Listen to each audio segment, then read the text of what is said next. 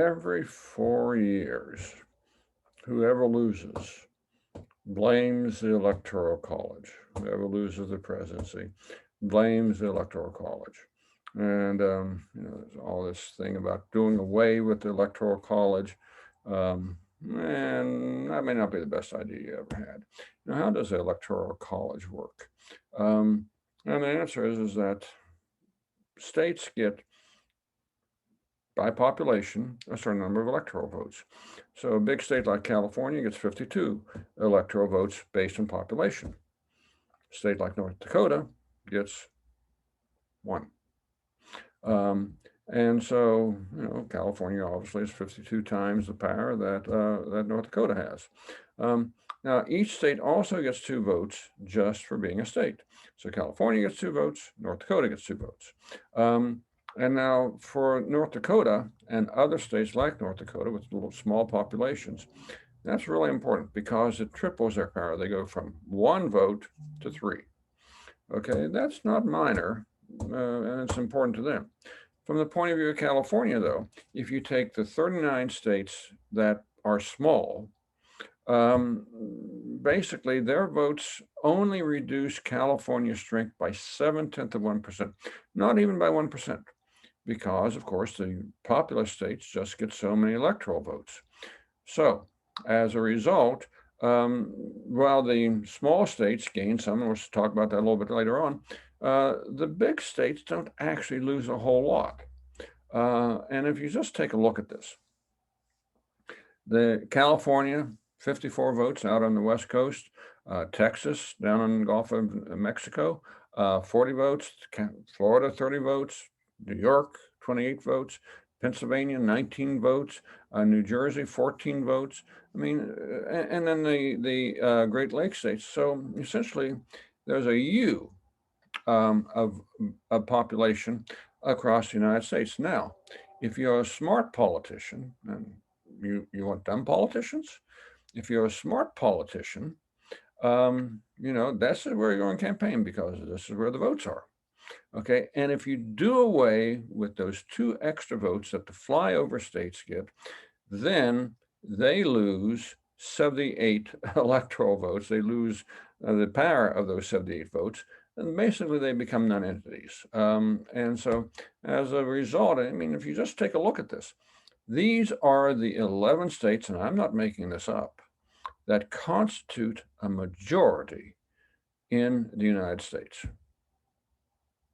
So as a result, again, if you're a smart politician, and who wants dumb politicians, if you're a smart politician, this is where you're going to campaign. If you're running for the presidency, this is where you shape your issues. This is where you shape your policies.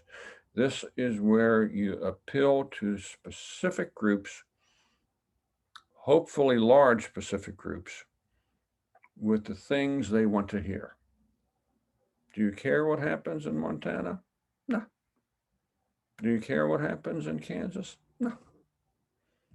And so who gets ignored if there is no electoral college? And the answer to that is wheat farmers in North Dakota. They're screwed. Nobody cares what happens to wheat farmers in North Dakota. No, I shouldn't say that. No presidential candidates are going to care about what happens to wheat farmers in North Dakota. How about African American farmers in Alabama? Take away their 2 votes. Why don't you? Okay. So, farmers make up only about 2% of the population. Not a lot of farmers. African American farmers make up a tiny part of that.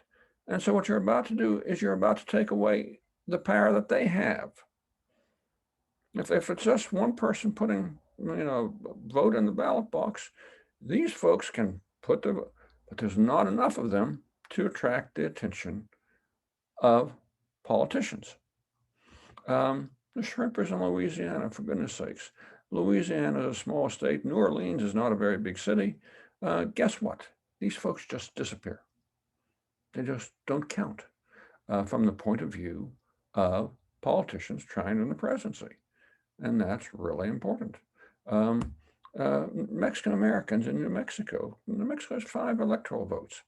But guess what? It's a big state, not heavily populated. And spread out. And no sane politician, and sane politicians as well as smart ones, no sane politician is going to campaign in New Mexico or pay much attention to the needs of New Mexico because it doesn't pay them. The amount of investment or the time you have to invest and resource you have to invest to campaign in New Mexico is tremendous. And for what? A handful of votes? That's not going to happen. How about women in Wyoming? Wyoming women, first state to give women the vote back in 1869. Wyoming has about 550,000 people. That's smaller than, a borough in New York City.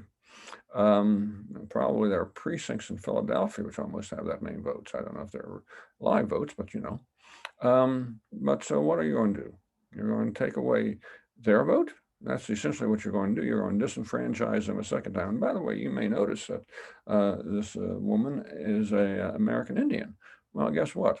American Indians live in large numbers in just those states which are going to lose if you take away their electoral votes. And you're talking about places like South Dakota, which has a large American Indian population, Wyoming, North Dakota, Nebraska, states like that. They're essentially, you have just vaporized the American Indian vote, which they won in the 1920s, shortly after women won the national vote. So what are you going to do? You're going to disenfranchise both women in Wyoming and American Indians in Wyoming? I don't think this is a good idea, but that's what you're going to do. And so as a result, the pig farmers in western Nebraska and the woodsmen of Maine and the coal miners of West Virginia, there's not enough of them. So people are not going to, presidential candidates are not going to go out of their way to court these folk. And they're going to resent it, frankly. One day you're part of the system because you've got the electoral votes, and the next day they do away with the Electoral College, and nobody cares what happens to you. Oh, maybe they care in a vague sense, but politicians want votes, and they're going over where the votes are, and I can guarantee you the votes are not with the pig farmers of Nebraska. And so in a country where all citizens are supposed to be empowered through a broad array of rights, democracy has to mean more than just the votes and only the votes of a raw majority. Majorities can and do ignore minorities. That's what the Civil Rights era was all about. Majorities can, if they so desire, screw over, harm, ignore minorities if it's a straight up and down vote through the ballot box and not through the Electoral College. The majority can just ignore the minority. And in this country, that basically means that dumping the Electoral College would effectively pull rural groups away from meaningful participation. This would be the largest and most effective disenfranchisement of people since the initiation of Jim Crow down south after the Civil War. Is this really a model you want to follow, where you treat people who live in the wrong places the way Jim Crow treated people? Is this really what you want to do? I can think this is just it's a horrendous idea, and it's one that is simply nonsensical. And for those who say, well, the days of Jim Crow are gone, you take away the power of people to vote in presidential election and watch what happens. Watch who doesn't get noticed in Washington, D.C.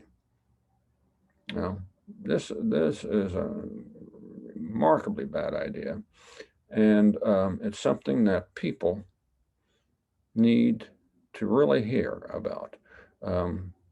And frankly, you're not going to get the votes to do this. no state legislature is going to commit suicide by essentially agreeing, no small state legislature is going to commit suicide by agreeing to let the big states do whatever they want to do. And that's what a vote to do away with the Electoral College would mean. So it's a horrible idea, and it's one which I hope never comes to fruition. Everybody take care out there.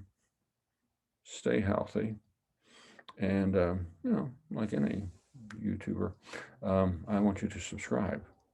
I think we do good videos on this channel. I think we talk about good things, and frankly, I want to continue doing it. And if you subscribe, if you give us some likes, that would be really nice.